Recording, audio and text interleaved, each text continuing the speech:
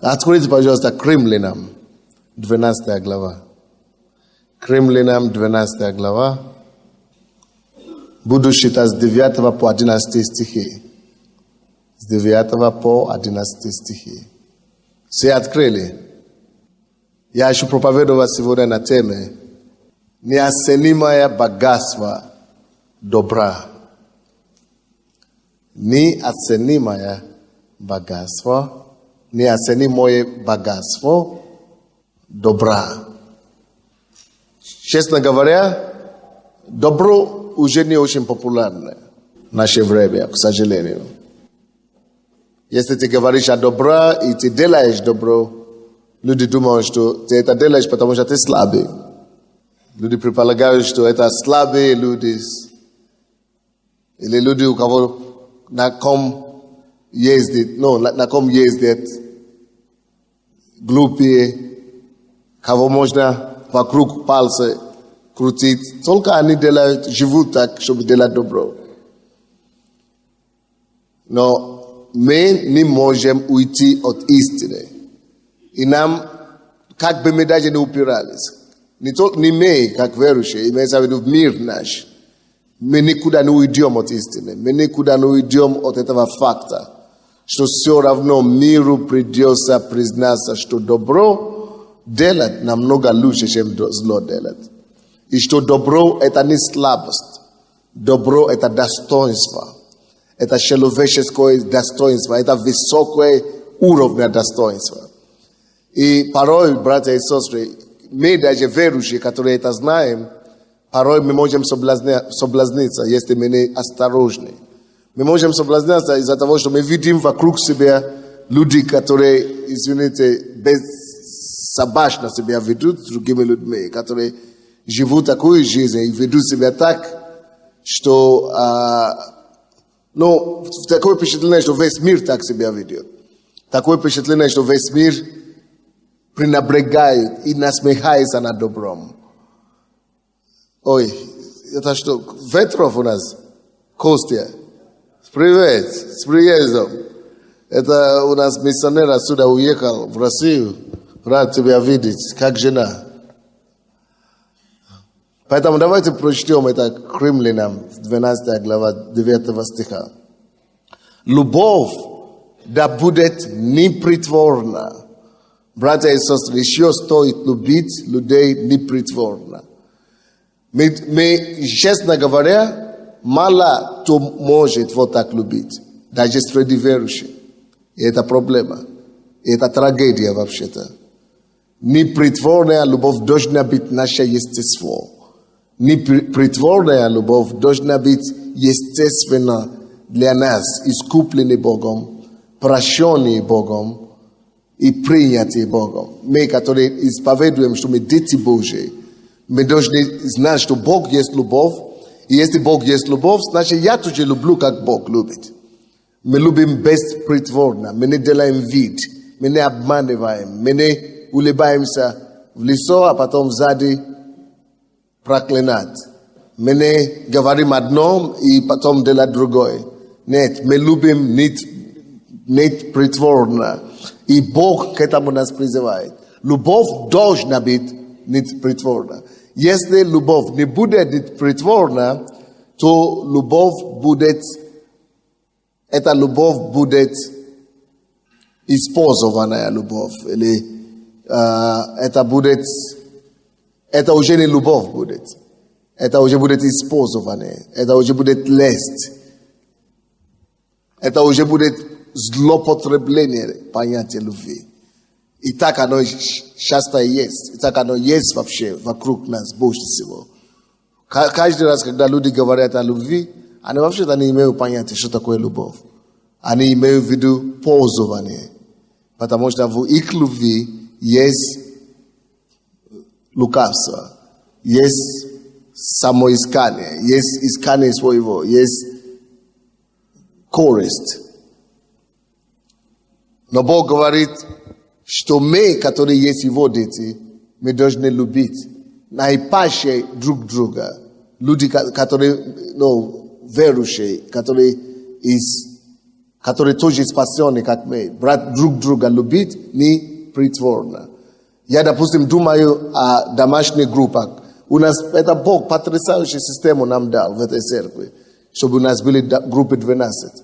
Это возможность каждому из нас показать, насколько он может любить непритворно.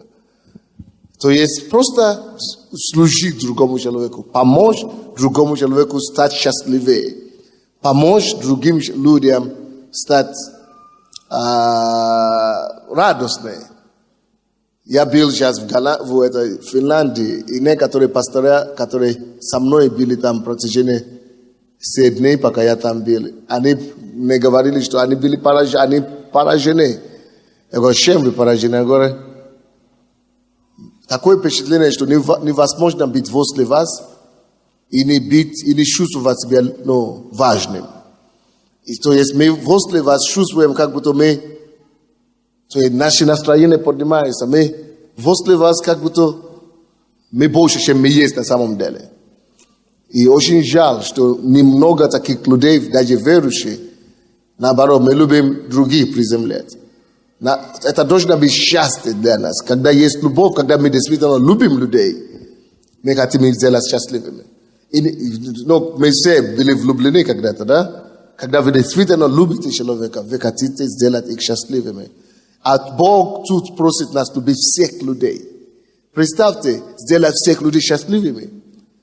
А я не знаю, почему-то для меня это естественно. Мне хочется это делать. Это моя жизнь, я для этого живу. И я думаю, что это должно быть естественно для всех нас. Потому что Бог живет в наших сердцах. Иисус живет, и Он сам есть любовь. Если Бог есть любовь, если Он в наших сердцах живет, значит, у Него есть способность беспредельно любить, без конца любить, через нас. Не я такой сильный или такой великий, а Он во мне такой великий, Он сама любовь. И Он может любить всех, и даже нелюбимых через нас. Это то, что Он пытается здесь нам говорить. Что вы можете не притворно любить людей. Можно любить вот так. Можно без корысти. Можно любить людей без задних мыслей. Можно любить людей просто потому, что они созданы по образу Бога. То есть можно посвятить себя к тому, чтобы сделать людей счастливыми. Вы даже, если я такой, если честно, я не о себе говорю, я не хвалю себя на самом деле. Но люди, которые вокруг меня знают, это моя жизнь. Я счастлив, когда я делаю кому-то хорошо, когда я вообще не только ищу, я ищу возможности это делать. Чтобы, если кто-то рядом со мной, нельзя находиться возле меня и плакать или не радоваться. Я что-то придумаю. Это я всегда, что угодно сделаю, чтобы стало веселее. Почему? Потому что я думаю, мы созданы быть такими, быть натурой Божией, чтобы поднимать людей, чтобы сделать их счастливыми, чтобы помогать им думать о себе лучше, чем даже они есть. И очень часто мы любим судить людей по тому, как они есть, по их поступкам. Но на самом деле нам стоит лучше давать им даже то, что они еще не заслуживали. Думать о них потенциально. То, как Бог думает о них, то, как Бог есть. То есть ты можешь стать лучшим. И я отношусь к тебе, как будто ты самый лучший человек в мире, несмотря на твои поступки. Это значит непритворная любовь. Об этом Бог говорит. И почему мы начали систему 12? Именно об этом я хочу говорить. Это Бог дал нам такую систему, чтобы мы, каждый из нас, особенно те, которые уже утвердились с Богом, чтобы мы могли иметь канал маленький или группу, где каждый сможет кому-то показать, что он ценен, он любимый, что ты дорого кому-то. Я думаю, каждый из нас должен иметь свою группу, где он лидер, где он может нести Божью любовь другим людям. Это такой кайф. Это такое счастье. Просто видеть, как люди делаются счастливыми. Через непритворную любовь. Только непритворная любовь может делать людей счастливыми. Почему именно только непритворная любовь? Потому что люди вас будут раздражать. Я вам это уже точно говорю, заранее предупреждаю.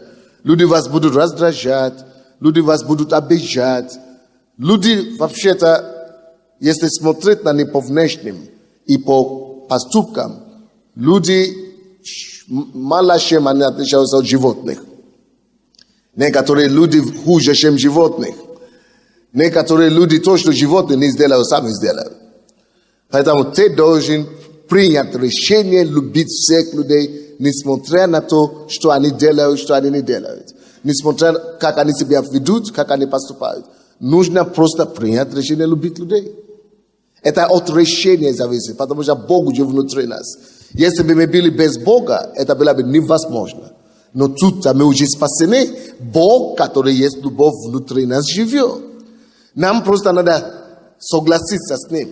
И как мы соглашаемся с Ним? Через решение. Так что наше решение любить людей не притворно, это и есть согласие с Богом. Как только что мы с Богом соглашаемся, так Его любовь начинает течь через нас. Потому что очень тяжело найти людей, кого можно просто вот так любить, потому что он хороший. Очень мало таких людей. Даже те, которые сегодня были хорошие в наших глазах, завтра могут стать плохими. Те, которые были вчера и позавчера хорошими в наших глазах, послезавтра могут стать такими ужасными. Так что мы не будем смотреть на поступки, какие люди. Мы будем любить людей, потому что я жизнь даятель.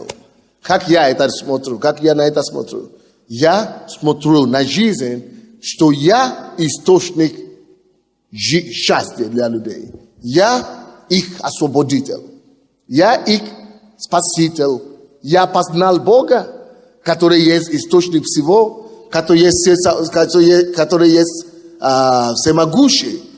Вот теперь я стал его каналом, который может стать ответом и решением для всех людей. Я источник добра. Я источник жизни. Я источник улыбки. Я источник счастья. Я источник. Не жду, чтобы кто-то мне это давал. Бог мне это дает, и я даю людям. Потому что еще проблема наша, которая мешает нам действительно быть источником любви и добра людям, это то, что мы часто ожидаем, чтобы нас кто-то дал. Особенно женщины. И женщины не потому, что они плохие, а потому, что женщины созданы быть объектом любви. Воспринимать любовь. И из-за этого, это другое, потому что это нужно принимать от своих близких, от мужа, от папы, от мамы. То есть от этого можно там ожидать. Даже и там нельзя только ожидать. То есть надо самому стараться все время быть объектом, наоборот, источником, чем объектом принятия. То есть, а у меня не приветствовал, а у меня не комплимент, не говори, не замечай. Хорошо, ты тогда начни замечать. Он тебя не делает комплимент, ты тогда начни сама делать комплимент. А мне что-то не убил, я женщина.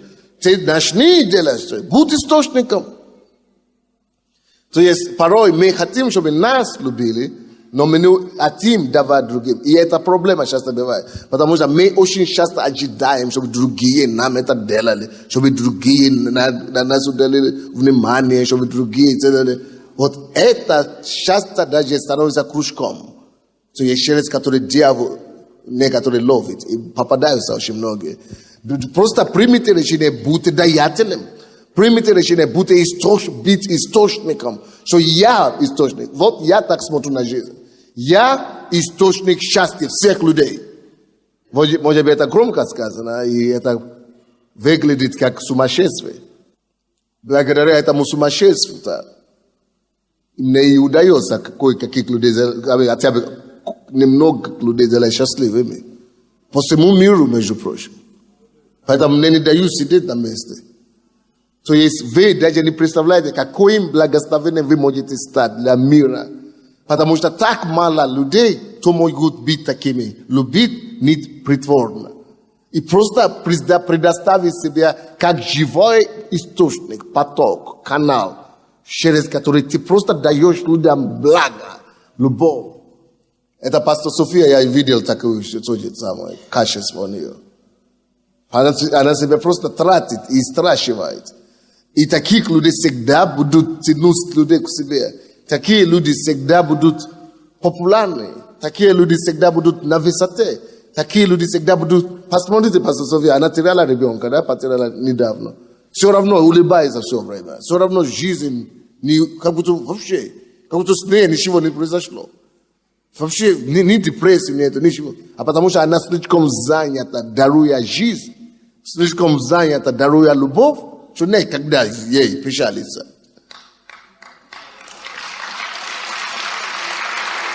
У вас проблем станет меньше. У вас проблем станет меньше, когда вы перестанете ожидать от кого-то что-то. Потому что пока вы ожидаете от кого-то, вы будете жалеть себе, а я одна, никто меня не любит, никто на меня внимания не обращает, а вот у меня депрессия, а вот я не замужем, а вот ребенок ушел, а вот живет. Потому что вы ожидаете, чтобы кто-то вам делал что-то. Это проблема. Это вообще-то, если вы хотите, чтобы я вам говорил, как оно есть, это все еще проблема эгоцентричности. Это все равно эго. Но Бог призывает нас быть источником, быть Евой. Кто такое Ева? Жизнь дающий. Скажите, я жизнь дающий. Я жизнь дающий. Я Ева в духовном мире. Я источник для всего мира, чтобы напоить жизнью всеми людьми. Это любовь. Вот это тайна любви в этом заключается. Тайна любви, чтобы видеть себе, что я подключен к Богу. Он есть Бога жизни. Он есть Бога любви. Он есть Бога добра. У него все это без окончания, без конца, то есть беспредельно много. И я же к нему подключен. Я молюсь с ним. Я общаюсь с ним. Я полагаю мою голову ему на грудь. Я его обнимаю. Я питаюсь в него это всего. И я это могу дать теперь весь мир. Если кто-то мне это даст обратно, счастлив. Если не дадут обратно, не до того, не до этого. Я слишком все равно занят, давая другим. Аминь. И когда вы даете людям добра, любовь, вы слишком счастливый человек. И все проблемы, которые тяготеют людей мира сего, они вас не касаются. Они есть, но вы даже их не видите, потому что вы заняты другим. Братья и сестры, вы знаете, что я хочу вам ободрить вас делать? Мы в январе месяце хотим набрать школу, вообще всю церковь хотим набрать туда, чтобы по понедельникам, это в течение 3 месяцев, ну, это будет круглогодная школа такая. Школа лидеров домашних групп. Школа домашних групп будет. Мы хотим помогать каждому вообще-то быть этим источником. Как это обидно, что мы ходим в эту прекрасную церковь. Потому что когда вы не даете, когда вы не источник, с вас не течет, нету у вас, куда вы даете, это вы потом сами начинаете деградироваться. Вы сами потом начинаете падать. Вы сами начинаете жаловаться на себе. У вас начинаются появляться ситуации, проблемы, которые вы раньше не замечали, когда вы только что пришли в церковь. Если вы находите в церкви определенный какой-то срок, определенного времени, и вы не начнете в течение этого времени давать уже, превратиться из прихожанина в том, чтобы лидера или благословляя другого, то через какое-то время радость и счастье, которые вы ощущали и переживали, когда вы только что пришли, вы начинаете его терять. Потому что эта радость и счастье, оно может быть сохранено только в виде, когда вы уже начинаете давать другому. Это как вода, которая не течет.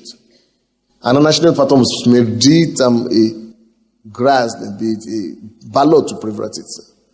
А потом вы уже начинаете жаловаться на то, что, слушай, я раньше ходила в церковь, или ходил в церковь, все было классно, а теперь я хожу, я ничего уже не получаю, потому что ты уже не даешь никому.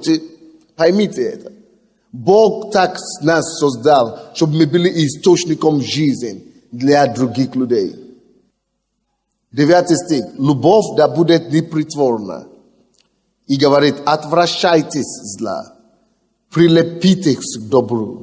То есть мы же из мира пришли. И в миру мы все делали какие-то зла. И Бог говорит, отвращайтесь от зла, прилепляйтесь к добру. 10 стих.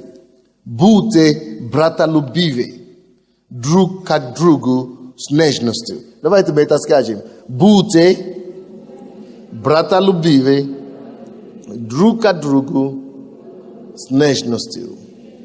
Потрясающие слова. Потрясающие слова. Я не перестаю восхищаться Богом. Он говорит, я-то понимаю, если бы он это писал бы нам в отношении своей супруги, всем было бы понятно. Да, будьте братолюбивы друг к другу с нежностью. Конечно, с женой надо, быть почтительными, нежным к жене. А тут Бог говорит нам, быть братолюбивы ко всем людям. Особенно к верующим. Будьте братолюбивы друг к другу с нежностью. Давайте это слово произнесем. С нежностью. Мой вопрос к вам. Вы вообще умеете ли вы быть нежным с людьми вообще? Это понятие знакомо вам? Относиться друг к другу с нежностью. Это потрясающе. Это золотые слова. Бог говорит, научитесь, чтобы мы, будучи верующими, научились почитать друг друга. Чтобы почтение было образом жизни для нас. И он говорит, не просто почитайте людей, но почтите людей с нежностью. И если вы это в миру делаете, люди думают, что он вообще слабок какой-то, он недалекий, он слабый. Но на самом деле это и есть сила. Каждый невоспитанный хулиган может быть, каждый может быть хулиганом. Быть человеком-то не каждому дано. Каждый может кричать, каждый может хулиганить, каждый может бросать, кричать. Но быть человеком. Как это нам не хватает.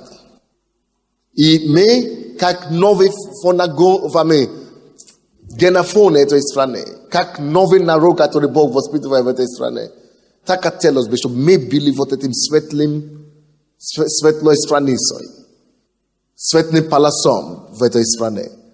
Бог говорит, слушайте, любите людей, любите их так, что вы даже посчитаете их ни за что. Не потому, что он какое-то достижение великое имеет, а потому, что он человек просто. А потому, что он создан по образу Божий. Потому что пускай он даже удивляется от того, что ты его посчитаешь. Где я был, где кто-то мне это говорил. Пастор, вы знаете этого пастора из Швеции, который ковбой, да? Мы были с ним в Америке, и мы заехали к одному служителю, который, женщина, она верующая, муж пастор, и взялись, развелись вообще. Сумасшествие такое. Но бывает, всякое бывает. И она так пала в депрессию и тогда. И этот пастор большой церкви, 20 тысяч человек. И мы заехали к нему. И после разговора, а я же ко всем так, я всегда так. Я всегда люблю быть таким, чтобы поднимать людей и давать им больше достоинства, чем даже они думают, что у них могло быть вообще в жизни. После этой встречи этот швед ко мне говорит, пастор Сандей. А он что делает? Когда я езжу в другие страны, он покупает сам билеты, заказывает сам за свои деньги гостиницы. Он говорит, я должен быть возле вас каждую минуту. Говорит, оставить свою церковь, езди со мной по всему миру. Я должен с вами быть, потому что вы так умеете приподнимать людей, что вы, эта женщина, она как на 7-м небе уже стала. Она была в депрессии 4 года после развода. И вообще, тут она уже накрасилась, она уже идет проповедовать. И это мне печально очень. Это для меня очень печально, потому что 4 года она же встречалась с проповедниками разными. Она встречалась с верующими, только верующие вокруг нее. И никто не мог ей это помочь делать. И этот швед говорит, слушай, у меня в стране никто вообще меня не понимает. Пока я ты не познакомился, пока ты не появился на наш путь. Каждый день его члены церкви мне пишут, как только мы познакомились с вами, пастор, наша жизнь стала небесной, как на крылья, говорю. Каждый раз мне пишут письма об этом. И я думаю, это печаль. Это не комплимент, это не плакать хочется. Что так мало верующих, которые вот так настроены, чтобы друг к другу относиться. Давайте мы будем такими. Не будем ожидать от людей, чтобы они нам что-то дали. Давайте мы будем настраивать себя через Бога, конечно. Мы принимаем силу от Бога, энергию от Него, через молитву, через пост, через чтение слова. И давайте будем жизнедаятелем. Будем научимся любить людей так, чтобы относиться к ним с почтением. Еще с нежностью. С нежностью. Это женить моей жены. Все равно с нежностью. А она, наверное, не так подумает. Пускай как хочет подумать. Твое дело любить и сделать ее королевой в ее глаза.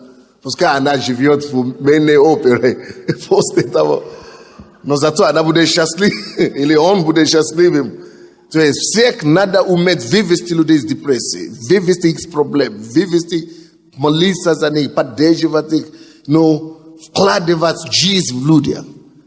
Это то, что Бог говорит, что мы способны это делать. Мы единственные люди в мире, кто могут это делать. Именно потому что мы христиане. Мы имеем жизнь Бога в себе. Бог есть всемогущий Бог. Бог есть любовь, и Он в нас. И этой любовью мы вытягиваем людей. Мы выводим их из депрессии, мы выводим их из стресса, мы выводим их из... Поэтому, братья и сестры, работайте над собой и просите у Бога, чтобы Он дал вам силу, благодать, научиться с нежностью с людьми общаться. Пускай они даже не верующие будут. Потому что если мы с вами будем относиться к людям по тому, как они заслуживают, ой-ой-ой-ой-ой, мы перестрелим друг друга. Потому что действительно мало кто заслуживает уважения и почтения. Поэтому нельзя нам по их делам их расценивать, потому что это будет караул. Если бы нас тоже Бог расценил по нашим делам, Он бы вообще нас в ад сразу бы послал бы все. Но Бог учит быть людьми любви. Он говорит, я любовь. Это моя самая главная заповедь, любите друг друга так же. И это значит любить не просто слова, а поставьте это цель у себя, делать всякого, кто с вами встретится на пути, счастливым. Вот это я сделал специально для себя такое решение несколько лет тому назад, может быть 12 лет тому назад. Я говорю, Господь, есть разные реакции, ты с разными людьми встречаешься. И вот есть некоторые люди, с кем ты встречаешься, и ты уходишь от них в депрессию. Ты уходишь от них от обремененный такой. Ты уходишь от них, тебе вообще не хочется жить. А есть люди, с кем ты встречаешься, у тебя крылья возрастают. Ты приподнятый, ты над миром. И я говорю, Господь, я буду таким. Не первой группы, которые только приземляют и укорачивают себе крылья. А я хочу быть таким человеком, с кем бы я ни встретился. Это мы принимаем это решение. Чтобы согласиться с Богом. И Бог будет это через нас делать. Я говорю, Господь, с кем бы я ни встретился, пускай он будет грешник, пускай он будет бомж, пускай он будет... Я так преподнесу его, чтобы он даже сам не понял, что он такой великий. Сделать его великим. Но зачастую это нужно будет делать за счет себя. То есть ты становишься меньше специально. Я же знаю цену на себе. Но с кем бы я ни говорил, где бы я ни был, я всегда стараюсь себя уменьшить, себя умолить. И чтобы его сделал. Он, конечно, подумает, что он такой великий, он такой герой, пускай. Ради этого мы это делаем. Но чтобы мир наш стал лучшим, только так надо себя вести. Церковь, какое решение мы принимаем? Не только любить, мы все так говорим, любим. То есть нужно принять решение, что кто бы со мной не встретился, уйдет с этой встречи лучшим, приподнятым настроением, на крылья уйдет. Кто бы со мной не встретился, где бы я ни с кем не встречался, метро, трамвай, транспорте, моя улыбка его оживит. Моя жизнь и вдруг новая жизнь в него. Мое обаяние и комплименты и мои добрые слова должны его сделать лучшим. Это сегодня, допустим, моя жена, у нее годовщина, она пастор английской церкви, у нее годовщина сегодня. И я поехал в Бессарабский рынок. И я вошел туда. Эти же женщины, девушки, продают цветы. Все хотят, чтобы ты у них купил цветы. Я говорю, боже мой. А я же такой, не могу никого разочаровать. Мне не нравится кого-то. И мне нужно всех оставить счастливыми. А проблема, человек 100 там, и они меня окружали. У нас. Тем более, когда ты цветы покупаешь за 500 гривен, все хотят, чтобы ты у него купил. И я тогда сказал, давайте так сделаем. Прежде чем я куплю у вас цветы, я говорю, водитель со мной был, говорит, где газеты? Не, газеты в машине. В машине? Газеты не для машины. Короче, привози, а он привез, 20 привез. Слушай, давай, пойдем обратно. Мы, пошли, набрали все газеты, наверное, 200 штук. И я говорю, до того, как вы это заплатить или купить у кого-то, я сначала хочу вас сделать счастливыми.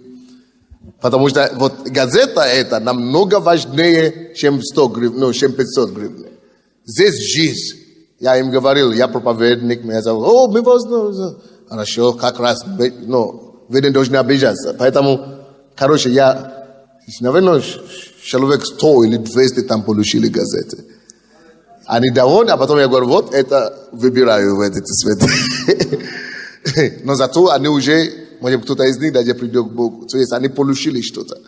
То есть если мы будем источником, какие бы ни были ситуации, Бог всегда нам даст мудрость, как делать людьми счастливыми. Вроде бы одна из них только получила деньги, но зато другие уже были довольными, потому что что-то им дали бесплатно и пригласили, поговорили с ними по-доброму, какие-то хорошие слова были сказаны. И то есть мы все должны быть такими церковь. Если мы это будем делать, даже как наша церковь только, в Украине уменьшится злоба. Вы знаете, у нас метро, если вы ездите, трамвай, люди жесткие, люди обижены на друг друга, люди, злые. Вот это мы должны это все утихомирить, успокаивать через нашу доброту и любовь. Здравствуйте. Вот, допустим, я в аэропорту или где бы я ни ходил, я не прохожу мимо никого так. Не только здесь. Я говорю, здравствуйте, hello, здравствуйте. И где-то, а чего вы меня приветствуете? А потому что иногда даже сам растирается. Тем более в церкви. Давайте будем жизнь даятелями. Великие слова Библии, великие просто. Любите брата друг друга и будьте брата любивы друг от друга с нежностью. Еще почтительности друг друга предупреждайте. Почтительность. Скажите, давайте мы все скажем почтительность. Вот теперь мой вопрос к вам. Это свойство, почтительность, есть у вас? Вы знаете, я знаю, где есть, какое есть. У нас такое почтительность есть, когда мы уважаем только те, которые явно старше нас, или явно наши начальники.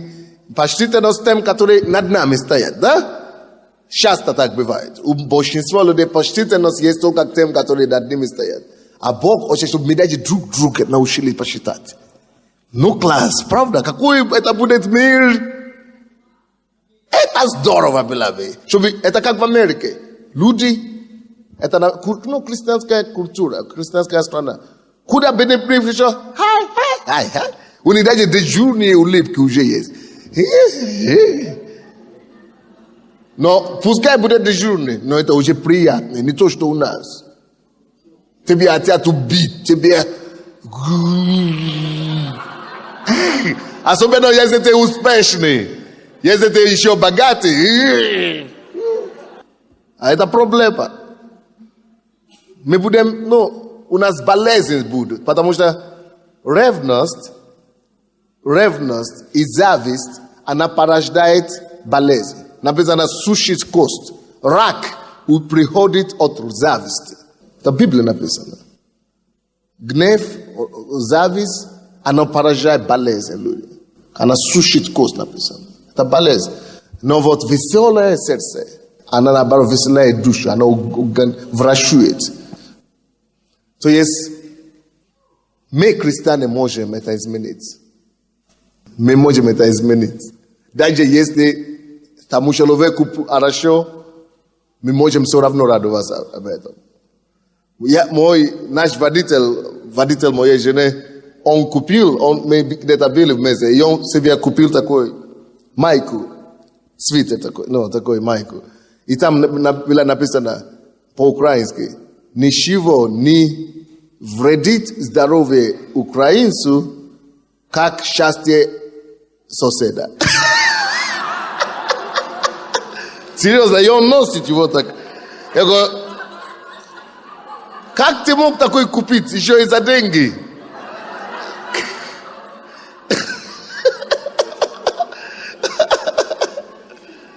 И он говорит, пастор, так и есть. Я говорю, не дай Бог, чтобы так и было. Не дай Бог, чтобы так. А он меня убеждает, что, пастор, так и есть. Что куда бы я ни пришел с этим майком моим, все считают, ничего не вредит здоровью украинцу, как успех или счастье соседа, что все говорят, ну, молодец, ты купил. Все хотят купить это себе. Мне так становится грустно от этого. Вроде бы это смешно, но это мне так грустно от этого. Не дай Бог, у нас должно быть наоборот. Аминь. Наоборот, нужно стремиться, чтобы это было наоборот. Нужно стремиться, чтобы это было наоборот. Мы должны научиться. Библия говорит, радуйтесь, радующимся. Это то, что Бог говорит. Радуйтесь, радующимся. И это тоже почтение, это все с почтением заключается. Когда мы уважаем людей, когда мы любим людей, нам наоборот должно быть хорошо, что у них получается. И нам должно быть хорошо, что Бог их благословляет. Нам должно быть хорошо, что у них что-то есть, а у меня еще нет. Потому что когда ты будешь радоваться, слушайте, принцип почему. Когда вы будете радоваться с теми, кто радуется, тогда Бог увидит, что вы заслуживаете, что вы достойны такой же счастья, такой же радости. Вы понимаете меня? Допустим, если вам 25 лет или 35, а кто-то, женщина, которая тоже ходит в церковь, выходит замуж, ей 30 лет, и вы говорите, ей 30 лет, она уже вышла замуж, а мне 35, вот никто не берет, я не знаю, ты так и не видишь. Но Библия говорит, радуйтесь с радующимися. Это значит, если она выходит замуж, ей 30 лет, а мне 35, никто не берет, я говорю, слава тебе, Господь, я рад за нее. Господь, благослови, я счастлив. Но не просто слова какие-то дежурные, а чтобы это было от сердца. Тогда Бог увидит, что да, молодец, у тебя сердце чистое. Ты теперь достоин, чтобы ты тоже получил подобное счастье. Поэтому Библия говорит, радуйтесь, радующимися, чтобы вы могли быть соучастником этого же счастья. Понятно, нет? Поэтому я лично думаю, что группа 12, домашние группы, все мы должны искать даже, мы должны даже драться за группу, чтобы вести группу, чтобы показать, чтобы практиковать на то, как любить людей, как делать людям добро. Потому что если здесь в церкви нам не удастся людей любить, тем более там люди намного ужасные в мире. Там тебя будут раздражать по-страшному. Давайте здесь отсюда начнем практиковать.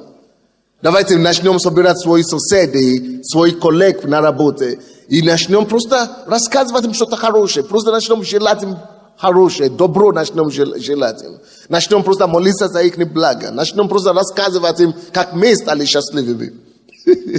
Я вспомнил сейчас одно случай, которое очень типично. Это у нас церковь в Москве есть. И одна женщина, я уже рассказал однажды, покаялась из Госдумы. И когда она покаялась, ну, она депутатами там работает, возглавляет отдел Госдумы. И Бог, ну, помиловал ее, она сразу сбросила 10 килограмм. Ну, вообще без никаких режимов, просто Бог помог ей. И она исцелилась от болезни и так далее. И она начала ходить. А женщины другие, депутаты другие, они увидели, что ей как-то стало хорошо. И начали заходить к ней. И рассказывай, что ты, куда ты ходишь, бери нас с собой. Что происходит? Ты такая стала счастливая, депрессия ушла, что-то ты похудела. И она мне уже рассказывала. Что не, я им не расскажу. Это мое рыбное место, я никому не отдам. То есть это в церковь, она, наоборот, церковь, почему есть такая церковь? Чтобы она есть на то существует, чтобы наоборот другим рассказывать. И приглашать, чтобы им стало хорошо, как мы. А тут люди у нее собираются. Я говорю, возьми нас, куда ты хочешь? Я говорю, не, это мое рыбное место. Это церковь, я никому не расскажу о ней, потому что это же мой. А то я приведу их, и на меня начинает меньше работать. Ну, потому что они все соберут энергию. Ну, вот. И говорят, это мое рыбное место, никому не отдам. Мы иногда на Бога так и смотрим. Наоборот, если мы любим Бога, и если мы любим людей, мы наоборот будем жертвовать собой, чтобы кому-то было хорошо. Почему мы постимся? Почему мы молимся? Не потому что нам самим плохо, а потому что очень хочется, чтобы Бог тек через тебя, чтобы Бог, действовал через тебя. Ты постишься сам, ты уничижаешь себя, ты смиряешься, чтобы через тебя Бог мог кому-то помочь, кого-то благословить. Вот это и есть любовь. Потрясающе. Филиппийцам 2 глава. Филиппийцам, допустим. Вообще здесь еще более серьезно написано. 2 стих, 2 глава, 2, 3, 4 стих. Написано, то дополните мою радость, имейте одни мысли, имейте ту же любовь, будьте единодушны и единомысленны. 3 стих.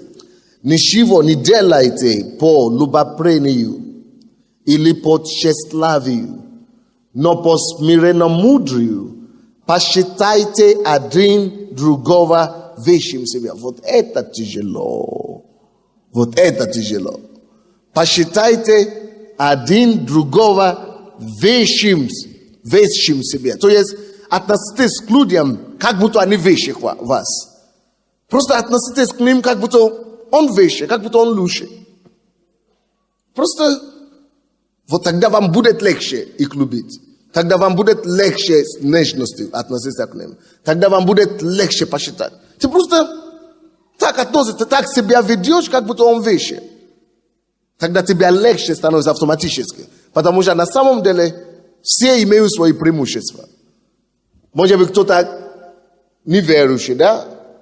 Но где-то он более успешный. Все имеют где-то, где они действительно выше. Может быть, где-то кто-то из нас бедный, а может быть, у него моральные качества намного выше, чем то есть где-то все кто-то где-то выше.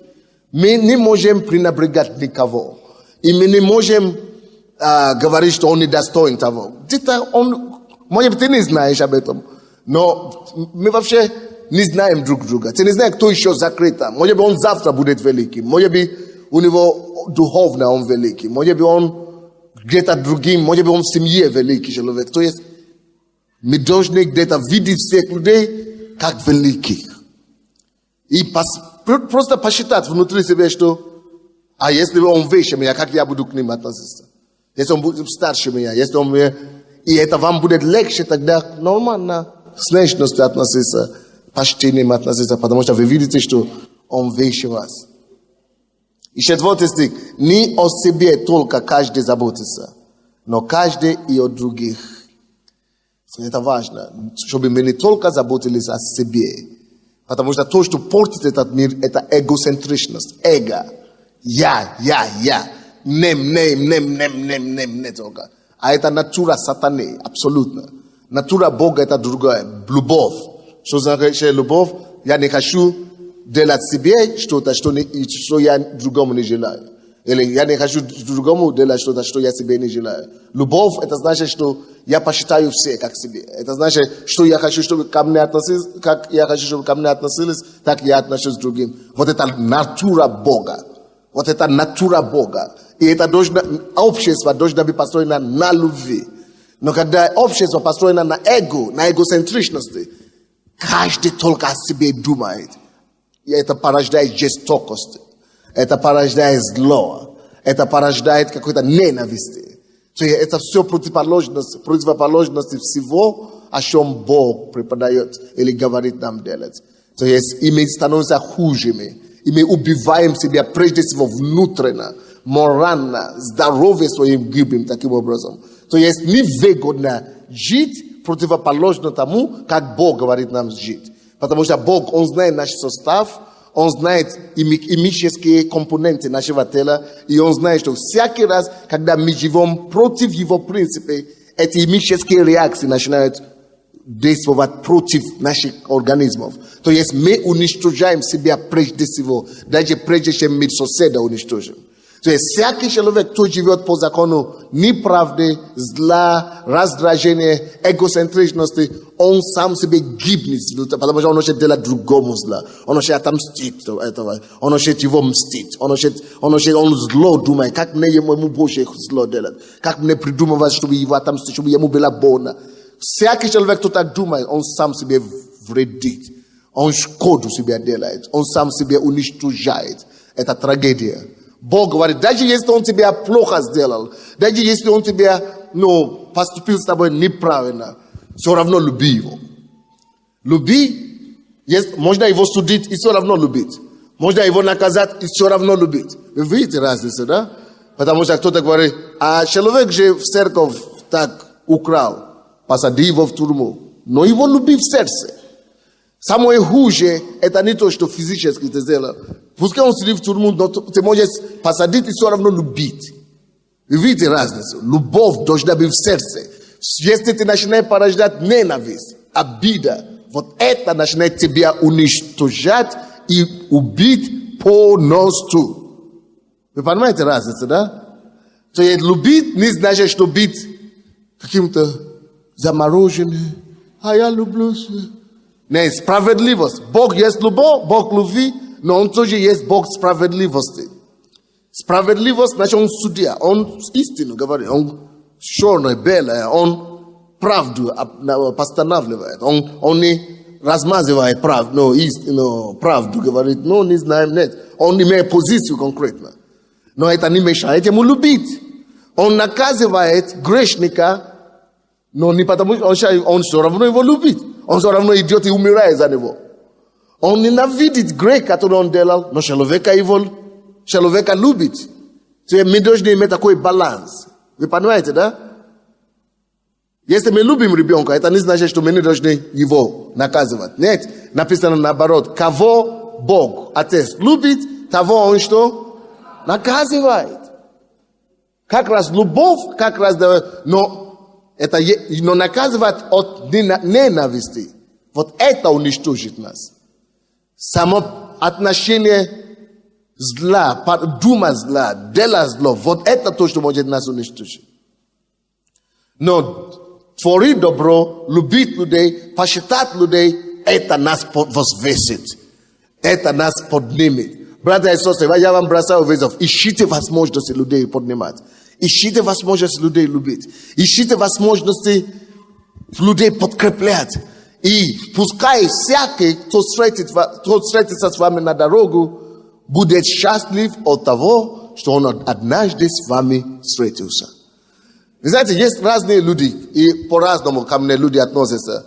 У нас же в эту церковь ходят разные люди, да? Есть некоторые, которые меня любят, есть некоторые, которые меня не любят.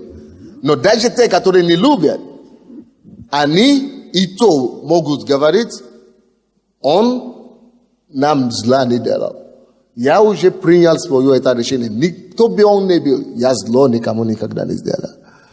То есть, даже вместе не буду. Если я только чувствую, что какой-то обида в сердце или горечь в сердце, я иду молюсь, пока я это не искореню. любите людей. Это класс. Вы никогда не будете в депрессии. Вы никогда не будете в раздражении и так далее, в самоненависти. Если вы будете дарить любовь, недостаточно просто любить тихо. Что я все люблю, и никто не знает об этом. Если ты кого-то любишь, ты будешь действовать. Любовь действует. И любовь наша должна быть подтверждена физическими вещами. Бог говорит, посчитай его, если ты его любишь. Если ты его любишь, относись к нему с нежностью. Будь нежным к нему, дай ему, подними его настроение, выведи его с этой депрессии, помоги ему решить эту проблему, подскажи ему, как эту проблему решить. Но сделай, чтобы ему стало лучше. Все, кто с вами встречается, он должен говорить, слава Богу, что я с этим человеком, а то у меня настроение поднялось. Так должны все говорить, потому что они с вами столкнулись. Вы думаете, это правильно? Давайте преклоним голову, будем молиться. И если у вас будет свидетельство или что-то, или жертва благодарения, придите, пожалуйста, за сценой, мы будем это делать. Но давайте попросим у Бога, чтобы Он дал нам силу любить всех. И любить не притворно любить. Не притворно любить всех людей. Посчитать всех людей. Нежностью относиться ко всем людям. И чтобы людям стало хорошо и лучше, потому что они с нами столкнулись. Чтобы людям стало хорошо, что они когда-то с нами сталкивались. Если вы есть такой человек, который только в депрессии люди уходят от вас, и люди уходят от вас только в слезах, покайтесь в этом, попросите у Бога прощения. Что, Господь, я больше не хочу кашать, то есть делать людей инвалидами. То есть я не хочу людей вранить, я не хочу людей уничтожать, я не хочу губить людей больше, я хочу созидать. Разрушить всегда легче, чем созидать. Но Бог призвал нас быть созидателями. Давайте попросим у Бога эту силу созидания, эту благодать созидания, что, Господь, мы не хотим разрушать личности больше. Потому что личность – это Твое творение. Мы не хотим уничтожать личности, Твои творения. Мы просим Тебя, Господь, помоги нам быть созидателями. Люди, которые поднимают других людей. Чтобы через нас Украина стала лучше место. Украина стала веселой. Украина стала счастливой. Господь, мы благодарим Тебя за это слово. Я прошу, чтобы Ты благословил всех слушавших его. Чтобы Ты, Господь, дал нам эту благодать. Мы принимаем, мы открываем свое сердце сегодня. И принимаем эту благодать, Господь, поднимать людей. Делать людей счастливыми. Подкреплять их. Чтобы встречи с нами, чтобы люди уходили счастливыми, радостными. Чтобы, Господь, люди сталкивались с нами, чтобы они получили энергию Бога. Господь, научи нас, Господь, получить подпитку от Тебя. Получить энергию от Тебя. Любовь. И ходить в эту любовь. Мы принимаем решение, Господь, и этим решением мы соглашаемся с Тобой, что мы будем Твоим каналом добра. Будем Твоим каналом благодати. Твоим каналом помазания, любви. Через домашние группы, через на работе, на улице, будем распространителями добра всем людям. Почтение, нежность. Спасибо Тебе, Господь, что Ты это нам делаешь. Во имя Иисуса Христа. Аминь.